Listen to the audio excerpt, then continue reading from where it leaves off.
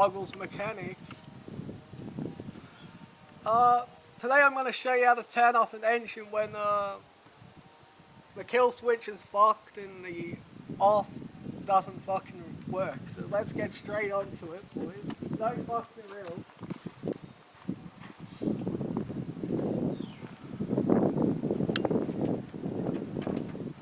Now, you got your ignition coil and you got your spark plug. That's how you're going to turn it off. So when it's running, obviously it needs spark, you know. So as soon as you pull that off, you're going to see a spark and it's going to stop running.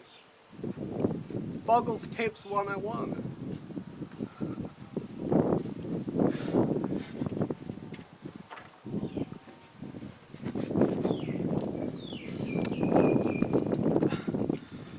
Oh, oh shit! I never did that, boys.